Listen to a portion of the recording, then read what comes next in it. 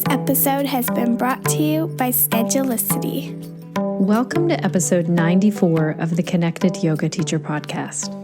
Today we get to dig into how we can use Instagram as a yoga teacher to market and grow our yoga business with intention. Tyler McCall is an Instagram and social media marketer, strategist, and coach for creatives.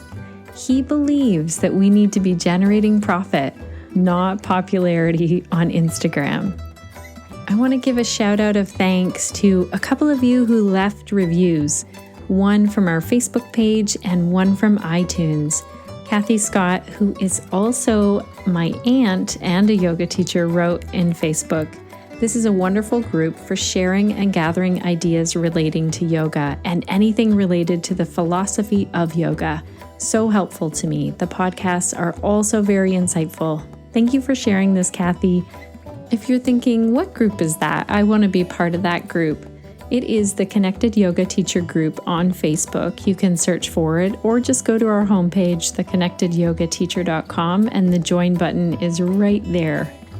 Also, thank you to Haley Champagne from the United States who said, "I'm currently in yoga teacher training. This podcast, as well as the Facebook page and group, has been a pivotal resource for my learning experience.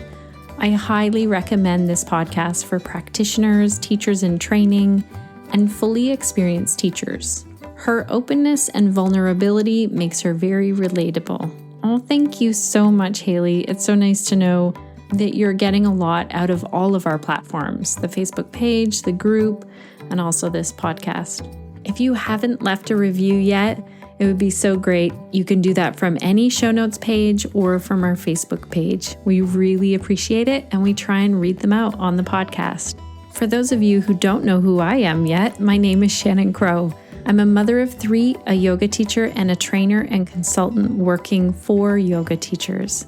This podcast was created for you so that you can connect to information and inspiration every week and feel supported as you navigate the jungles of yoga entrepreneurship. I love how someone this week just shared in the Facebook group that they're really struggling with a poster, and everyone just jumped in to help with ideas, other poster templates, things that they use, and a lot of just like, yeah, it's terrible. Why do we have to do this? It was really supportive. Thank you, guys. Have you checked out our show notes yet? This one you can find at theconnectedyogateacher.com/94. Our show notes are amazing. Thank you to Crunch, who writes our show notes. They are really detailed, and you can click along and find something with the timestamps. So say you hear Tyler you want to hear him talking about stories on Instagram, you'll be able to click to that specific time and go and find that. Before we meet Tyler, let's hear our hot tip of the week from Shayna over at Schedulicity.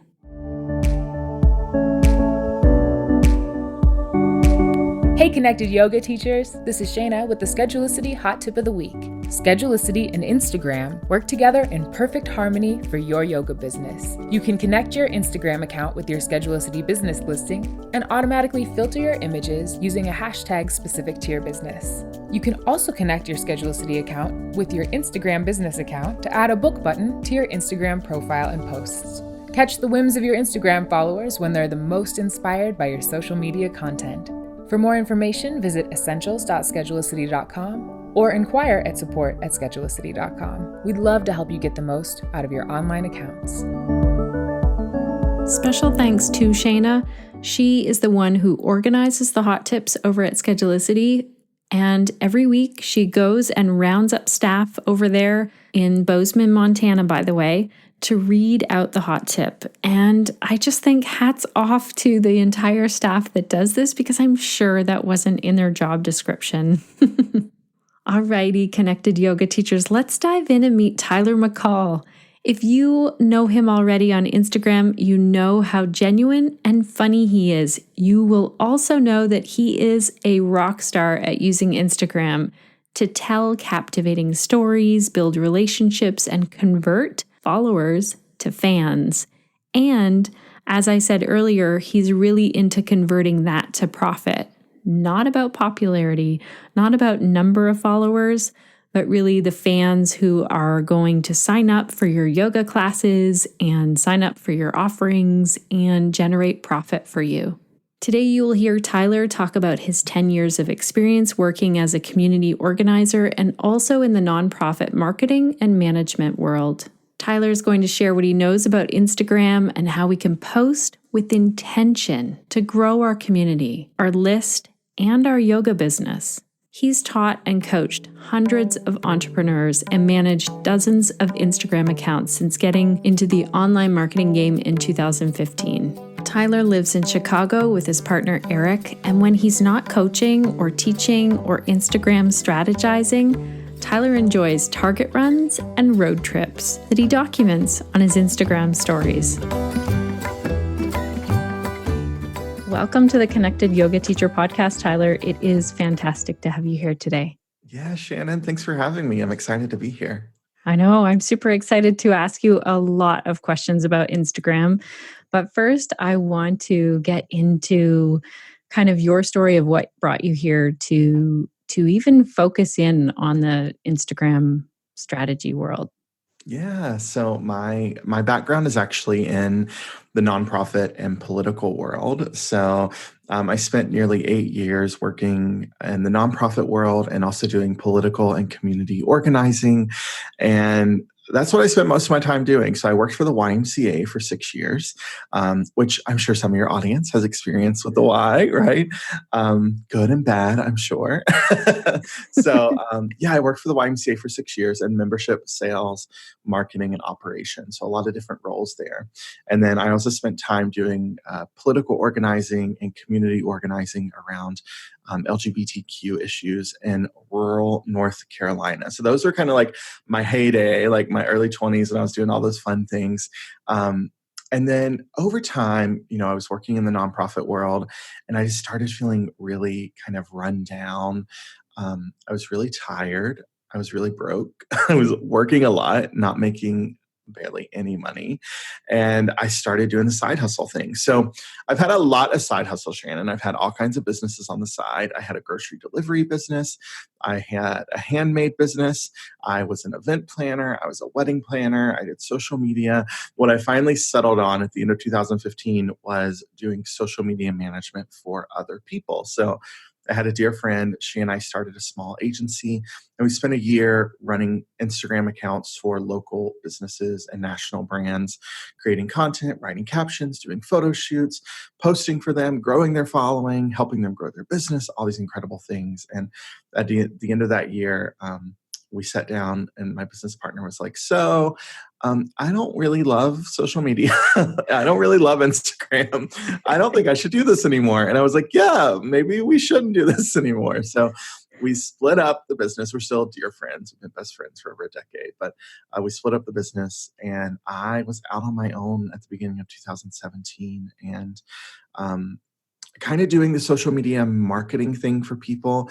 But over time, I realized that Instagram was the place that I loved to hang out. I loved to create content for Instagram. I loved to connect with other people on Instagram. And the introduction of Instagram stories at the end of 2016 really kind of changed how I used the platform and how I showed up on Instagram. And it's been the place that I have some of my best friends come from Instagram. Some of my greatest business relationships come from Instagram.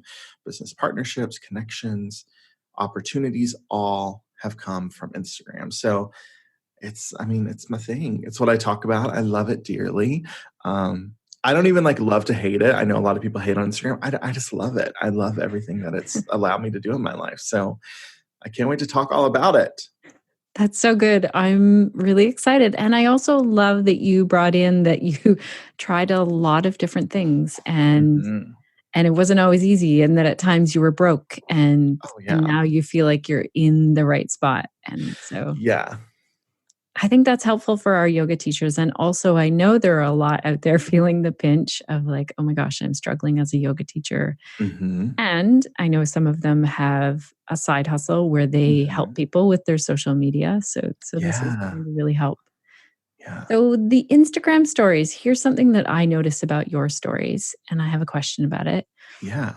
You always put the text over your Instagram stories, which I really appreciate. So tell me, or I don't want to say always, that's what I notice about your Mhm. Instagram stories. Tell me about that. Yeah, so I started captioning my stories. And when I say captioning, it's very simple. I record a story. If I'm ever talking in the story, then what I'm going to do is go into the story afterward, use the text tool, and just kind of type out the general kind of gist of what I just said. Put that on my story. I started doing that. We had a member join our community. I run an online community called the Follower to Fan Society. We had a member join who I actually went to college with, and she's deaf. And I realized in that because she was asking some questions about how accessible the content was. And I realized in that moment that my content was not as accessible as it should be and as it could be. So I think from that perspective, a lot of us who are marketing online are not creating fully accessible content for people who consume content differently. So someone who may be deaf or hard of hearing who they're not able to listen to an Instagram story, or even someone who may have an auditory processing disorder where they hear it, but they would rather read it, or they would rather experience something to really understand what you're trying to say. So I started it from that perspective. I needed to make my content more accessible, so I'm going to caption it. And what I've seen in turn is that it allows me to maintain a really high retention rate on my Instagram stories. And when I'm looking at Instagram stories, there's two key stats that I'm paying attention to as to whether or not they're working. The first stat is retention. So how many people watch the first part of my story? So the first video or look at the first photo, and then what percentage of those people are left at the end? And what I found is that by adding captions to the screen, I'm able to maintain a higher retention rate because we know that Instagram's told us in their most recent numbers that nearly half of Instagram stories users are not watching with the sound on. So by adding captions, we are allowing people to watch the whole thing. And it also just keeps people engaged. It keeps them interested. For a lot of folks, I know for me personally, I can read it more quickly than listening to you say it, right? So I can read it and get the idea of what's happening and go to the next thing more quickly. So for me, it's part of, it makes my content more accessible, but it also makes my content has more staying power. And I know the more conversation I've had with my students and with other marketers, other folks online, that having this as a common practice on Insta stories has allowed people to really maintain a more engaged experience for their followers. This is great. So this is something that we can try. We can definitely add captions to it, like you said, with the text. And I've tried to do this myself, and I just kind of summarize my Exactly. points. Yeah. Yeah, it's super simple. You don't have to, there are apps you can use that can like caption it for you. You can definitely check those out, but just really simple. Just put it into the text block and then slap it on there and just keep moving, keep creating the content. Right. Now, one thing about your title, this is really sitting in my mind a lot around content. I love creating content, but your biggest gift, I think, is like a content strategy on Instagram. So do you want to talk to our listeners a bit about what that is? Yeah, totally. So it all starts with a complete understanding of who you're trying to attract on Instagram. And it's so foundational to what we do when it comes to marketing online, but it's one of the things that people overlook so quickly. And I think it's because we get really distracted by the vanity metrics of everything on social media, right? We start thinking it's about getting more followers, more likes, more comments. Like that's the goal of social media. But if you are using Instagram as a business owner, the goal is profitability. The goal is not popularity. The goal is to have a profitable business because I hate to break it to you, but I think we all need to recognize that without profitability in our business, we all just have really expensive and really time consuming hobbies. And hobbies are perfectly fine. They have an incredible place in our world and in our life. But if you want to treat this as a business, then there needs to be revenue coming in and profit occurring through that business. So I think a lot of people miss that and they just start thinking, oh, it's just about getting more followers, right? So then the easiest way to get distracted by that is to start trying to do what everyone else is doing, thinking it will work for you. But here's the thing. You are the secret ingredient to your success in business and online in your marketing. Nothing else. You can't copy or duplicate or replicate what other people in your industry or niche are doing and expect it to work for you, because it will not. So instead, we start by getting clear on who we want to attract. Who is our ideal dream client? If we could only teach, if we could only work with, if we could only share our talent with one person, who would he or she or they be? And what are they like? What are they interested in? What do they value? What's important to them? Where do they live? How do they make decisions? What are their hopes and dreams? What are their fears? What are they worried about? What are all these things that make them who they are? So we start with that. Then we get really clear on our objective in connecting with that person. So what do we want to make happen through a relationship with them? You notice we're at this point in the conversation, and I've yet to talk about posting a pretty picture or a video of you bending over on Instagram, right? We're not there yet, because we have to get clear on who we're talking to and what the objective of our relationship with this person is. Then from there, we can build the content strategy.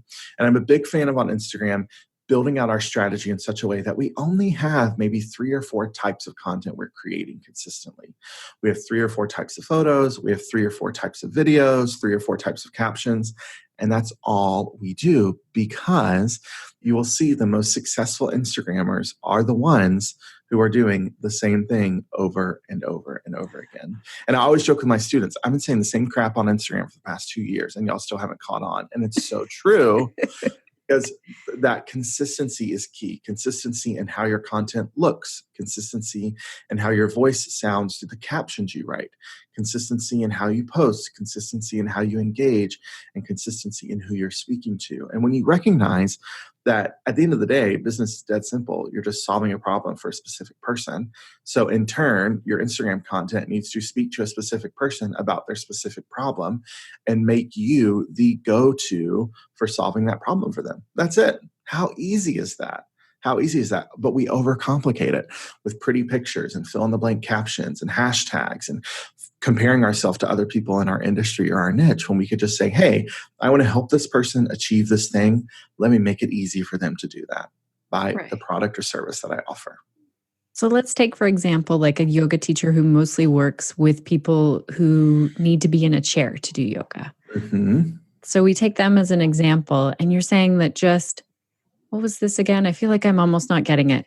3 types of photos, 3 types of... Yeah. So you could think about for this person. So if you want to only work with clients, you feel like you can work the best with clients who need to be in a chair when they're doing yoga.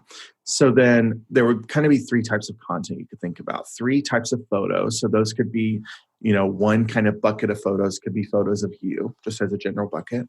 What we need to recognize is that the caption in the photo does not always have to match. Yeah, okay. This is an Instagram thing. It's an Instagram thing. Yeah. The photo is the hook. That's what kind of grabs someone's attention. The caption is where you actually do the work of telling a story or giving value or selling. Or you could have a video instead of, a photo and caption. But you could have a photo or video of you. That can be kind of a bucket of visual content. Another bucket of visual content could be the things that you use to practice that type of yoga. So the different tools, the different resources, the chair, the yoga blocks, straps, whatever it may be that you're going to use. And then another bucket could be, maybe a visual bucket would be like graphics. Maybe they're quotes or they're illustrations or something like that you're going to share. So those would be the 3 visual buckets. And then the 3 caption buckets would be your personal story, right? So why is it that you want to work with people who do yoga from a chair? Is it your personal experience? Is it experience with a parent or a spouse, or maybe someone you worked with before when you started doing yoga? So talking all about your experience. Maybe you have a whole bucket of content where you're giving tips and tricks or ideas for how you can get started with this type of yoga on your own at home or in your office chair, wherever it may be. And then you could do a whole nother bucket that's just inspiring your audience, just giving them something to look forward to, something that's going to make their day a little bit better. And that's it. And that's all you do. And you do it over and over and over again. This is the thing that I think we're really good at. We're really good at overcomplicating. Mm-hmm. So good at it. And so if you go look at my feed right now on Instagram at Tyler J. McCall, you're going to see I typically post pictures of me and pictures of me and pictures of me.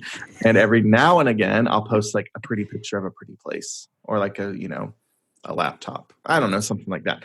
But even myself, I've simplified it where it's just really pictures of me and my partner and my life and other people that I love that are a part of my life. And that's it. And my captions are typically talking about business or talking about my personal life and my personal story or talking about Instagram. That's it. That's all I do. And then my stories are where I have fun, where I do more exciting content. But in the feed, it's pretty simple and pretty straightforward. So then here's my thing in the stories. I feel like I want to share so many things in the stories. Like the other day, I went for a walk in my garden and I was just showing people around the different vegetables that I'm growing. Then there's my cat. Then I throw in, because I specialize in teaching yoga for pelvic health. My brother was like, oh yeah, I just have to get past your story with the toilet in it. So do we have to follow kind of a storyline? Such a good question. Okay, so yes and no. The first thing to always remember, whenever you listen to any podcast from me, with anyone else, when we're talking about marketing, is to remember that so much of marketing is dependent upon your audience. So I'm going to share with you best practices that I'm seeing and my students are seeing, what's working for them, what's working for me online, kind of best general practices for marketing and approaching Instagram from a place of marketing strategy.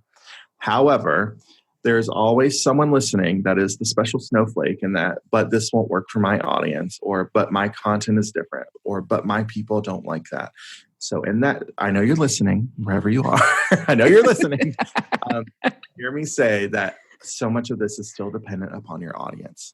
And your job is to pay attention to your people and what they want to hear from you. So my people probably do not want to see an Insta story that involves a toilet. However, for your people, it makes perfect sense for the type of content that you talk about that may work for them, right? So that's the kind of my disclaimer at the beginning. Now, when we're creating Instagram stories, I always want you to create Instagram stories with two questions in mind. The first question is, how will this positively impact the lives of the people who watch this? So how will this help my followers? If it's not going to help them, either by inspiring them or making them laugh or educating them about something or encouraging them, then it probably doesn't belong in your marketing in general, right? So that's how we start to weed out the content that is like negative or that is ranty or that is complainy or that is just kind of like content that we're just creating to create that doesn't have a specific purpose in mind. So that's the first thing. And the second question is, what action do I want them to take from this Instagram story? Now, this doesn't always have to be some kind of crazy action. Like I want them to go to my website and read a blog post and download my freebie and book me to be their yoga teacher for the rest of their life. Like, I mean, yeah, that would be really dreamy, right? And we can totally make that happen. But what is the simple action I want them to take? I either want them to direct message me from this story, or I want them to think more thoughtfully about a part of their life, or I want them to share this with their spouse or with a friend, right? Like maybe that's what I want them to do with my story. What is the action? So when we create our content with those two things in mind, what will they get out of this? How will this positively help them benefit their lives? And then what is the action attached to that positive impact? It allows us to create content that is more genuine and more intentional. And those are my two big things that I talk a lot about with what we're doing online. Genuine in that it's honest and true, that it's you, that you're not trying to hide who you are and what you do and why you do it. Because again, you're the secret ingredient to your marketing success. And intentional in that we're not doing it out of a place of obligation or desperation, that we're doing it with a purpose in mind for how this is going to impact people and what action it will lead to. Right. I feel like this is super easy for yoga teachers. They're a big helping community. They want to help everyone. So it could be like, try this pose and then tell me if you have any questions. Mm-hmm. Yeah. And then also weaving in the personal side of who you are and what you like to do. And this is something that I know a lot of people are scared to do, but I promise you, the moment that I stopped hiding behind perfection and curation online was the moment that everything changed for me in my business. So the fact that I talk about how I love Target, I freaking love Target. And like I talk about that on my Insta story. We do midday dance breaks on my Insta story. We do, I post things on my Insta story that I feel like maybe a year ago I wouldn't have been confident to post or share about. Like if you go look at me on Instagram, I'm a fluffy guy. I got some extra weight on, a little bit of extra coverage happening. And I, like a year ago, probably wouldn't have posted that I love eating ice cream and donuts because I would have felt like some kind of judgment about that. But now I'm like, screw it. I love eating ice cream and donuts. I'm going to post it on my Insta story. Like, who cares, right? This is my life. This is my experience. Yeah, I go to the gym twice a week. Thank you very much. So I still post about those things. And the more I've done that, the more it's allowed two things to happen. The first thing is it's magnetized my audience to me, and that they know me, they trust me, they like me, they believe me. And when I want to sell them something, I don't have to push it on them because we have a relationship that's built on trust and mutual understanding of one another. The other thing that it's done is it's turned a lot of people off, and it's made a lot of people unfollow me or not like me. And that is good. That is one of the best things you can do in business, because you do not need to waste your time or energy trying to convince people to like you who don't like you. Instead, create content that makes them not like you so they start ignoring you. And then the people who do like you pay even more attention. And the more that I've shown up as myself and brought in those personal pieces, the more it's made that happen. And it's made that happen. And that is one of the best things you can do for your business. Yeah. I have to say, this is why I follow certain people on Instagram. Like, I follow you. I don't even know how I found your account. I know I follow like one that's about renovating. I couldn't care less about renovating things. It's not an interest of mine at all, but I love their story that they share with it. It's like I can watch someone else doing it. So this is a really good point. Now, for our yoga teachers who are feeling like, oh my gosh, I didn't get my hair done today and I didn't put my makeup on, and I'm not like the average perfect yoga body. What would you tell them when they're afraid to share like a live video, like a Instagram story video? Yeah, the first thing I would say is, if you expected all of your students to come to class with the perfect yoga body and hair and makeup, then you wouldn't be in business, right? So don't have that expectation on yourself that you do not have on the people that you're helping. I think I think in general, the entire health and wellness space in the world in general, but especially on social media, creates these really unrealistic expectations of what it looks like to move and use your body in different ways. And think about how you can help to create a more honest and genuine perspective of what it looks like to move your body that you may not typically see, because everything is so perfectly curated and full blowout, and I have fake lashes. I don't know how you're doing that. I was at the gym this morning and I came home and every part of me was sweaty. Like, I didn't even know I had like sweat glands on my butt, but it was sweaty, right? Like the whole me was sweaty. And then you see these people who are like, I've done yoga a few times, and first of all, I couldn't walk for the next day, and I was so drenched and so disgusting. It wasn't even hot yoga; it was like in a perfectly air conditioned room, and everything I was doing was like seated and laying on my back, but somehow I was still drenched. And like, show that, right? Like, stop making it look like it's this perfect experience that's really unrealistic and unapproachable for a lot of people. And you're also, when you do that, when you only show the good or the best, you're creating the space where it's this expectation for your students, and in turn they feel like they'll never be enough, or they'll never have enough, or they'll never look like that, or they'll never be able to do it as well as you can. And you create this really dangerous loop that is I think it's really doing a disservice to your students and to your audience. So show up as you. And if you're still like, yeah, but I don't want to, or yeah, but I don't feel confident, there are a few things you can do to make it easier. The first thing is always remember it's gone after 24 hours. And if you really hate it, just delete it, right? Like, it's not there forever. The second thing, and what I suggest to my students, is to start by storyboarding your Instagram stories. And you're not going to do this forever or with all of your stories, but start by just using some Post-it notes. And you're just going to write on each Post-it note what you want to do in each part of the story. So, a story may have 10 different parts, like a video, and then the next thing's going to be a photo, and then maybe some text on the screen, then another video, whatever it may be. Get out 10 Post-it notes and write down each thing you're going to do for each of those pieces of the story, and put it up on your wall and just kind of follow along as you create it. That's a really great way to get in the habit of creating stories that are really that are really intentional and that they have a clear beginning. So you're introducing it. Right? I know everyone, it seems so basic, Shannon, but the people who start and it's like halfway through an experience and you're like, what the heck am I seeing? I'm so confused. Or who start, they're like, okay, today I'm going to show you this. And then you never get to see what happens. Isn't that so annoying? Like our brains actually can't handle a cliffhanger without some kind of resolution. And it also makes your followers distrust you because they're like, oh, every time I consume her content, I'm always going to be confused in the beginning because she never has an introduction, or I'm always going to be left hanging because she never wraps it up, right? So that allows you to create stories that have a clear beginning, middle, and end, which is key to storytelling. Like, let's go back to fourth grade together. So it allows you to create those, when you storyboard it, it allows you to create those stories more confidently and higher quality stories as well. Okay. I feel like this could have helped me when I was like, oh, I'm posting, like, this is what my day is like. And then it was the toilet picture. I think my brother had to really clear message. Like, that didn't even go along with it. Shannon, you can't just give us a toilet with no context. Toilets are welcome if we have context. And so I feel like this layout, this sticky note thing, I really like that. That's very helpful. It raises a question in my mind because I unfollow some people who have like just little dots for their story. And I just think, I can't do this. Mm-hmm. So how many? Yeah. Okay. I love this question. So my mantra, which someone told me recently, they want to get this put on a shirt for me, is don't let your dashes turn into dots. Right. And that is just remembering. So it's across the top of the story, like keep your dashes.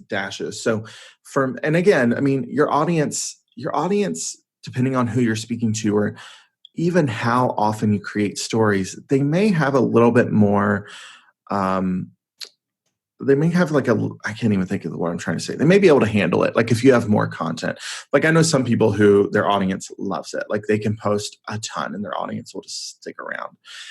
But for a lot of us, it's not necessarily true. So my personal rule of thumb is I try to post no more than 12 pieces of a story within a 24-hour period.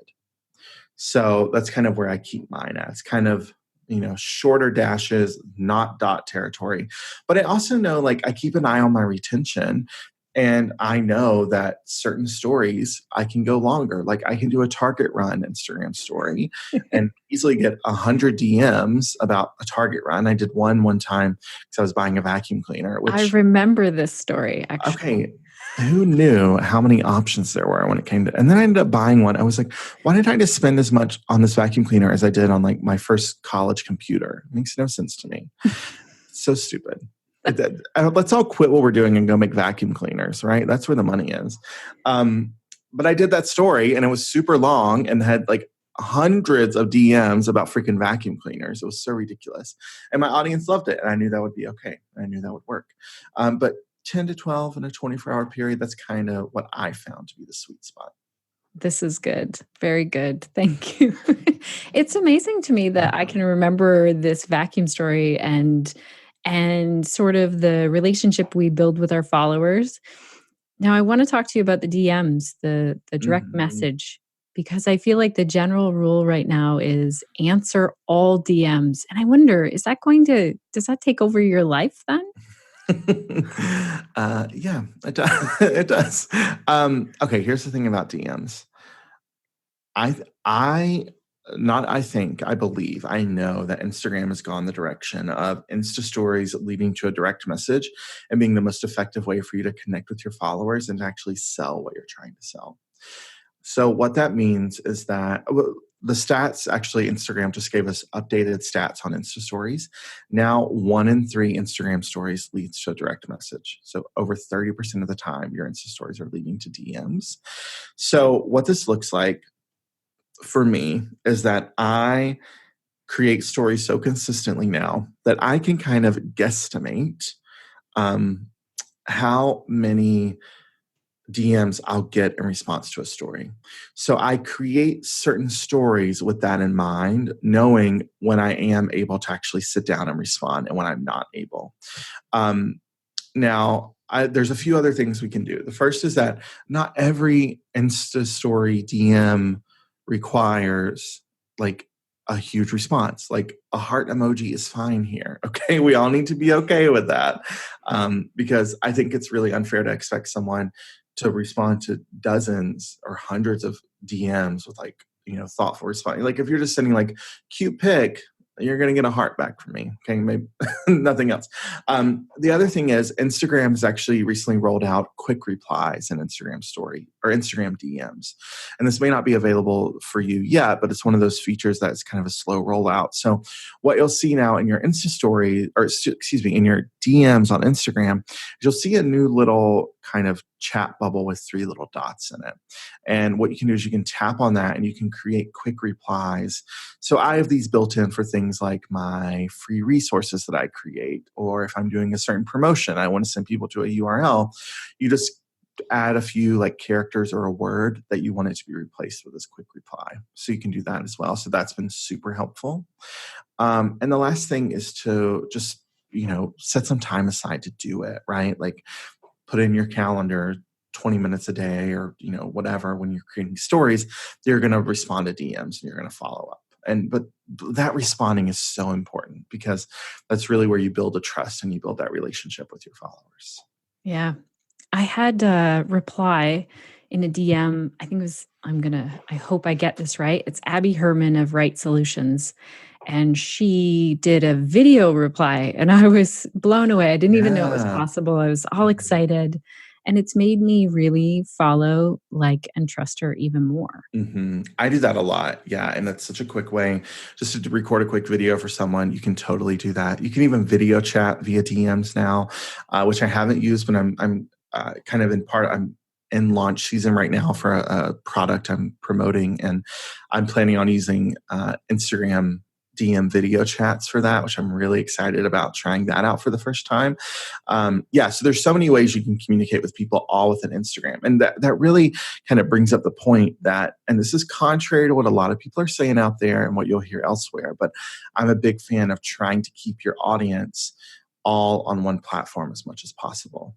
And there's total value in building a mailing list. I recommend you do that. You can easily do that through DMs on Instagram.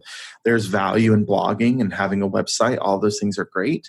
But for a lot of us, having a following on a social media platform, a platform that is consistent and has staying power like Instagram or Facebook, and then building relationships with people on that platform is one of the easiest and quickest ways to reach a place of being more profitable and more successful in our business. And I think it's really easy for people to get distracted by, I have to post on Instagram and have YouTube and I need to blog and do Pinterest and have a Facebook group and do all the things, when you could just have a sales page for your product or service and an Instagram account, and that's it. Because that's what I did for over 1.5 years of my business. I built nearly a 6-figure business through Instagram DMs. That was it. And you can do the same thing with your business. That's amazing. I like it. Again, simplifying so that we don't have to be on all platforms. Mm-hmm. My daughter tells me how amazing Pinterest is. I'm like, maybe when you grow up, you can manage mine because I don't want to do it. Yeah, I don't do mine either. I hired someone to do it. And then my views went from 1,700 a month to 80,000. I was like, I guess there is something to this Pinterest thing. I still don't want to know anything about it.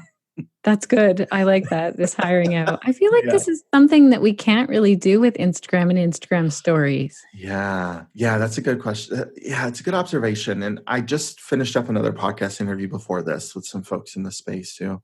They're on track to, building a 7-figure business right now, and they're doing their own Instagram. And I don't recommend outsourcing it. Instagram is really the one thing I don't recommend outsourcing to anyone.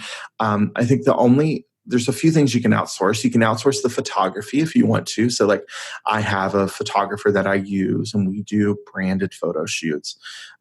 So that's a great thing to outsource. You can outsource the scheduling. So the actual putting it in or the posting of the content, you can totally outsource that. You can outsource the engagement, right? Like going out and liking and commenting to grow your following. That's an easy thing to outsource. But as far as writing the captions or doing the videos or doing the stories, it's not something I really recommend outsourcing because you lose so much of that personality that goes into what you're doing. And for a lot of us, I think a lot of folks in the yoga space, similar to what I'm doing in the online education space, like we're building personal brands, like we're building a brand and a following around who we are as a human being.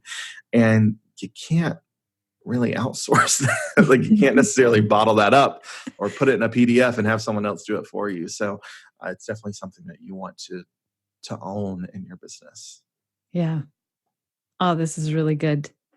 What about sharing in our story? So there's this whole thing around sharing, like sharing if someone posted about you and then sharing a Yeah. quote from someone else. And does it ever get to be too much in the stories? Mhm. Yeah, totally. So, yeah, I'm a big fan of sharing. Anytime someone's like mentioned me in their story, I try my best to share that. I think it's a great way just to recognize your community and to get some attention to them. I share other people's content if it's so. So part of it, I share other content when I'm like partnering with someone to promote their product or service. So that's a really great way to introduce their brand or their personality or their thoughts to my audience in a really kind of subtle way to share that person's information. Or if it's just something I love and think's funny, I think that's great. I think you can definitely fall in a trap of just like sharing all the stuff all the time to your story. And it really starts to kind of water down your unique perspective and your ability to show up in your content. So I wouldn't recommend doing it all the time, but I think it's a great way to showcase your audience and to connect people with other brands or other thought leaders that you really identify with. Right. Okay. Thank you for that because I had that on my list of questions. So Yeah. tell us sort of two things I think that you help people with their Instagram strategy, and then you also have a membership site. Am I right that these are kind of the two things that you do? Yeah, that's it. So tell us how you work with people and how someone might work with you further if they want to learn more. Yeah, totally. So I run an online community called the Follower to Fan Society. And in that community, we talk all about how to market online in a more genuine and intentional way using Instagram as kind of the jumping off place for building a community. And there's three main things that our members get access to. They get access to a training system that we've created that walks them through how to create more meaningful content, how to identify their core audience, how to craft their messaging, their voice, their visual identity, and then how to grow their following online. And then we also have monthly resources we create. So we have monthly hot seat calls where you get additional support from me. We also have monthly content guides and we have monthly master classes with guest experts. And then we have a Facebook group, which I know it's like, oh, another Facebook group. But when I tell you, like this Facebook group is literally one of the most supportive places on the planet. Our members are supporting each other, answering questions, cheering each other on, calling each other out on their BS and their like messed up mindset beliefs that are keeping them stuck. Like it's such an incredible place. And all of our members are in there. So the doors are closed right now, but I have a couple of ways that you can sneak in, a couple of backdoor tricks so you can join us. The first is to go to freeinstagramclass.com. I have a free on-demand 1-hour masterclass. You pick a time. It's a recording of a class I did earlier this year. Pick a time that works for you. Watch it. You'll be invited to join, and you can sign up that way. Or you can download my Instagram roadmap at tylerjmccall.com/roadmap. And we'll get you some emails that way as well to watch the masterclass and join us inside the society. Cool. I'll put both of those links in our show notes for sure.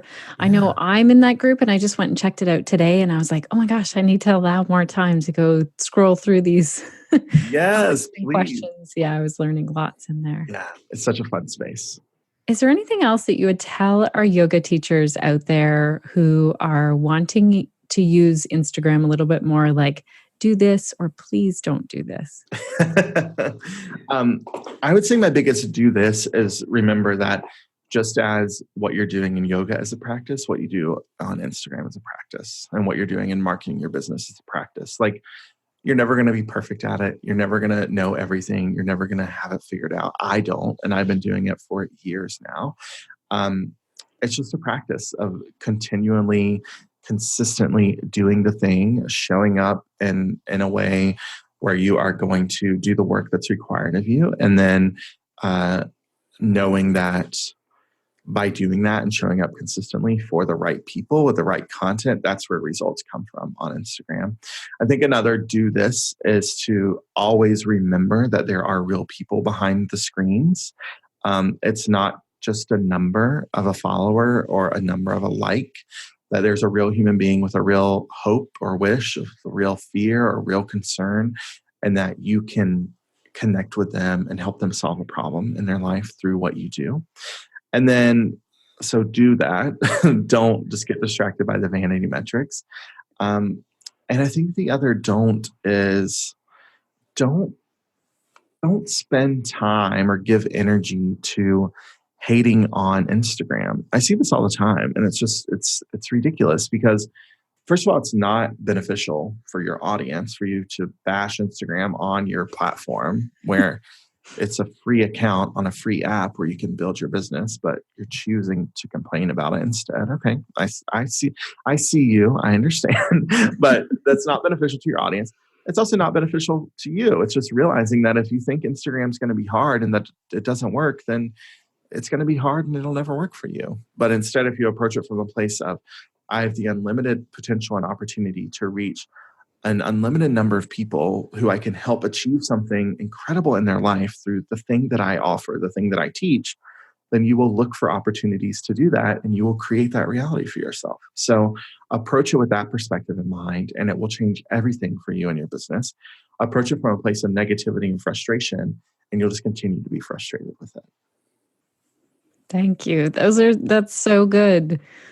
Thank you. Let me drop my mic really quick and I'll run back and pick it up.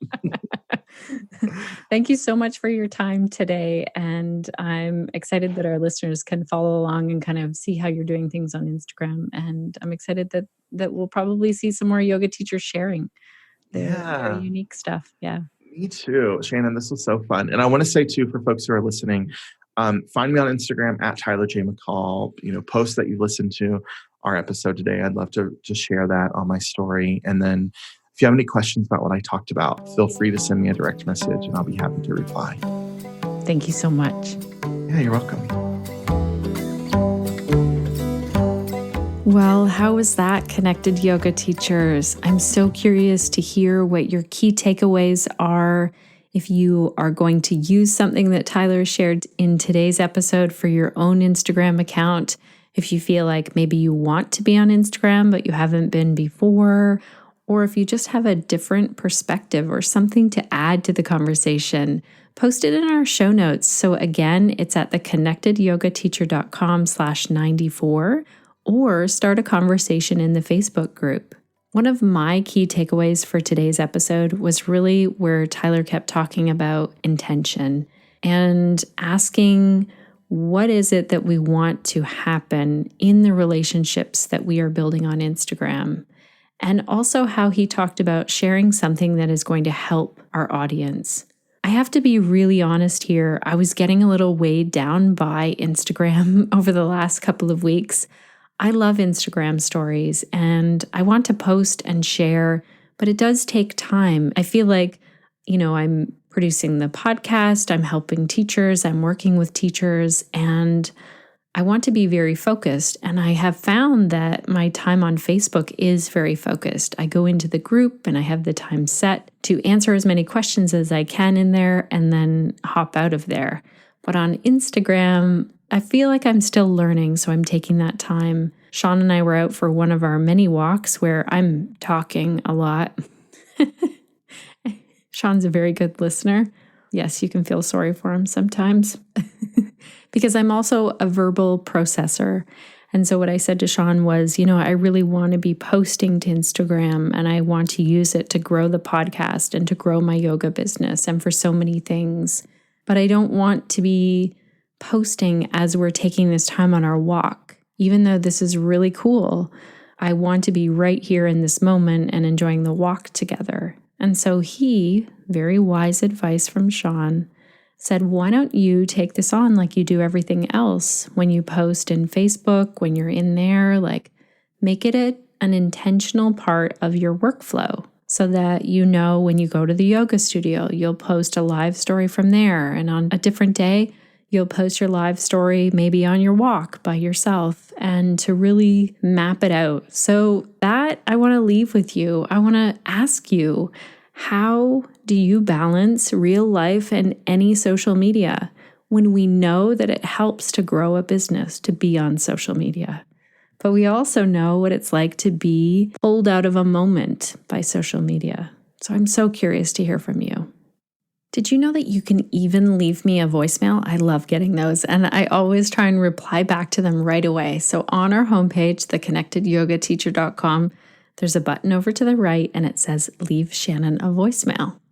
I also want to let you know that our group program for yoga teachers is happening again. This is where 6 yoga teachers get together virtually online for 6 weeks. And we are accountability partners for each other. We set our goals every single week.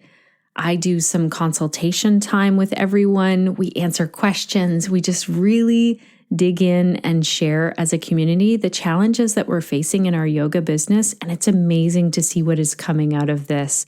We've already had one group and they want to continue. So we're moving that weekly group now into a 6-month group. So we still have 6 calls, but they're monthly.